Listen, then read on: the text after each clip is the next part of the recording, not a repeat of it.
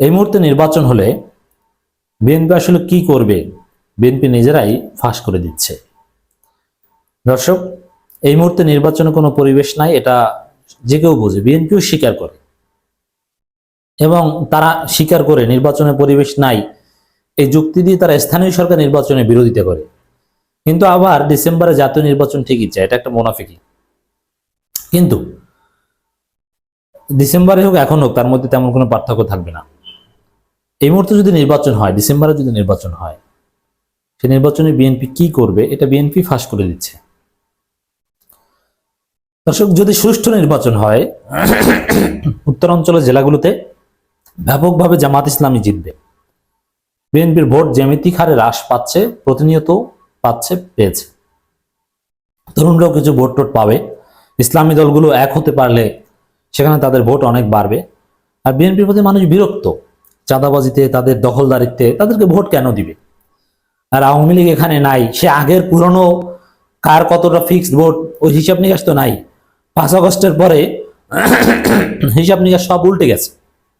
অতএব বিএনপির এই ভোট সেই ভোট, এই হিসাব সেই হিসাব, এইসব হিসাব নিকাশ তো কিছুই ঠিক নেই। এখন তো সবকিছু নতুন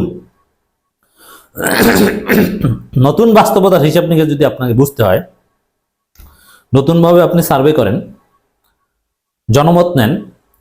সোফার যতগুলো সার্ভে হয়েছে, জনমত হয়েছে, সেখানে জামাত জিতছে। অতএব অরিজিনালি বিএনপির ভোট নেই, বিএনপির ভোট ব্যাপক হারে কমে আছে, কিন্তু ওই অ্যাবসলিউটলি ক্ষমতা যাবে 80% 90% মেজরিটি নিয়ে, বিষয়টা এরকম না, মোটেই এরকম না। কিন্তু তারা কি করবে?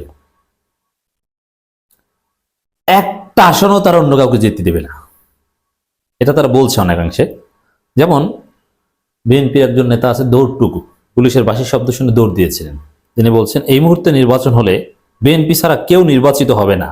এটাই হচ্ছে সত্য কথা, বিএনপি ছাড়া কাউকে নির্বাচিত হতে দিবেই না।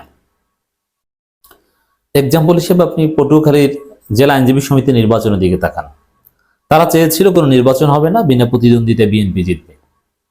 জামাতের লোকজন জোর করে নির্বাচন করেছে, জামাতের আইনজীবীদের উপর মনোনয়নপত্র কেনার সময় হামলা করেছে, তারপর শেষ পর্যন্ত ভোট সুষ্ঠুভাবে দিতে দেয়নি। তারপরে জামাতের লোকজন ভোট বর্জন করেছে। এই হচ্ছে অবস্থা। এর মানে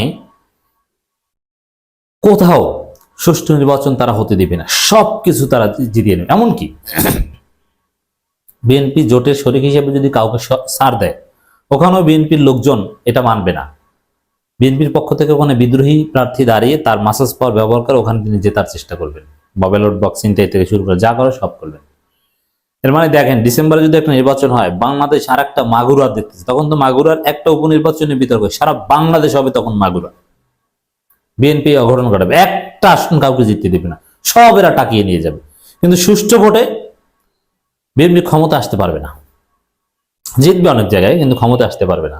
ক্ষমতা আসবে অন্য কোনো জোট অথবা নির্দিষ্ট সংখ্যক আসন, সংখ্যাগরিষ্ঠতা ক্ষমতা আসার জন্য কেউই পাবে না। বিভিন্ন গবেষণা উঠে আসছে যে এই মুহূর্তে বিএনপির চাইতে আওয়ামী লীগের ভোট বেশি। আওয়ামী লীগ দাঁড়াতে পারছে না, কিন্তু আওয়ামী লীগের অন্ধ সমর্থক অনেক। আবার একটা অংশ আছে বাংলাদেশে, এটা ফিল করছি, এটা অবশ্যই ভুল কিন্তু আছে, যে অনেকে মনে করছেন না হাসিনাই ভালো ছিল, যে বাংলাদেশটাকে ঠিক রাখতে হলে, শাসন করতে হলে আয়নাঘর দরকার আছে, এরকম গুম ক্রসফার এগুলো দরকার আছে, নাইলে বাংলাদেশ ভালো থাকে না। এই যে ছিনতাই, চুরি, ডাকাতি, দ্রব্যমূল্যের অবস্থা, এই থানা অকার্যকর, এগুলো দেখে এরকম মনে হয়। এই কারণে দর্শক, আওয়ামী লীগের ভোটার আছে, এটা আপনি অস্বীকার করতে পারবেন না, এবং ভালো সংখ্যকই আছে, সেটা বিএনপির চাইতে বেশি। বিভিন্ন গবেষণা উঠে এসেছে, বিভিন্ন সার্ভেতে এটা উঠে এসেছে। আপনি জরিপ করেন, দেখবেন যে বিএনপির চাইতে বেশি ভোট পাচ্ছে আওয়ামী লীগ, সবচেয়ে বেশি পাচ্ছে জামাত, অন্যান্য ইসলামপন্থীরা। কারণ বাংলাদেশের মানুষ এখন বিরক্ত এই রাজনীতির উপর, যে বিএনপি আওয়ামী লীগ তো একই, এরাও চাঁদাবাজি, এরাও নির্যাতন করে, এরাও হুজুরদেরকে পিটায়, এরাও ওয়াজ মাহফিলে হামলা করে, পার্থক্যটা কি? অতএব ইসলামপন্থীরাই ভালো। সুষ্ঠু নির্বাচন হলে ইসলামপন্থীরা জিতবে, মানুষ পঙ্গপালের মতো তাদেরকে ভোট দিবে। কিন্তু এই মুহূর্তে নির্বাচন হলে, সংস্কার ছাড়া নির্বাচন হলে, এমনকি ডিসেম্বর নির্বাচন হলো, একটা আসনও বিএনপি কাউকে জিততে দিবে না। পটুয়াখালী জেলা আইনজীবী সমিতি নির্বাচনে জামাতের জেতার কোনো সম্ভাবনা ছিল না, হয়তোবা কিছু ভোট পেত, নিশ্চিতভাবে বিএনপি যেত, কিন্তু সেটাই সহ্য করতে পারেনি তারা। কোথাও তারা সহ্য করতে পারবে না সুষ্ঠু ভোট। সুষ্ঠু ভোট বিএনপির রক্তে নেই।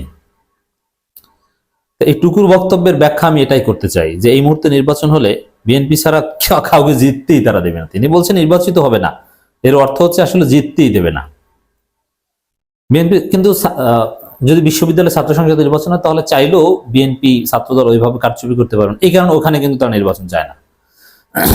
বিএনপির কেন্দ্রীয় কার্যনির্বাহী কমিটির প্রচার সম্পাদক সুলতান সালাউদ্দিন টুকু বলেছেন, এই মুহূর্তে নির্বাচন হলে বিএনপি ছাড়া কেউ নির্বাচিত হবে না, তাই বিএনপির বিরুদ্ধে গভীর ষড়যন্ত্র চলছে।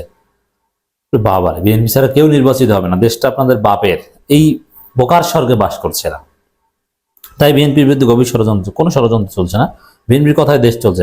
এখন যারা বিএনপির বিরুদ্ধে ষড়যন্ত্র করছেন তারাও থাকবে না, বিএনপি ও বাংলাদেশে একে অপরের পরিপূরক। তাহলে একদলীয় শাসন করেন, এই যে কথাগুলো, এই কথাগুলো কিন্তু আওয়ামী স্টাইলের কথা। এগুলো হচ্ছে বাকশালী চেতনার কথা, যে বিএনপি বাংলাদেশ, বাংলাদেশি বিএনপি, অত অন্য দলকে সব বাদ দাও, বিএনপি সব নিষিদ্ধ করো, সব পত্রিকা নিষিদ্ধ করো। বিষয়টা তো এরকমই হয়। টুকু আরো বলেন, জুলুম করে কেউ টিকে থাকতে পারে না, বিএনপির উপর থেকেও জুলুম করছে না, এইসব কথা এখন কোনো বলছেন।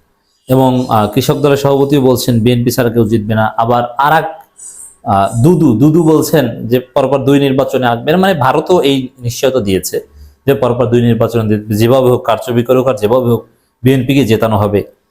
তো বাস্তবতা এটাই দর্শক, যে এই মুহূর্তে নির্বাচন সব জায়গায় বিএনপি ভোট টাকিয়ে মাগুরার সিস্টেম করে সব জায়গায় তারা জিতবে, কাউকে জিততে দেবে না। আপনার ভোটের কোনো ভ্যালুই থাকবে না, ভোট ওরা নিজে নিয়ে দেবে। এই জন্য সংস্কার শেষে প্রশাসনকে স্টেবিলাইজ করে সুষ্ঠু নির্বাচনের কোনো বিকল্প নেই।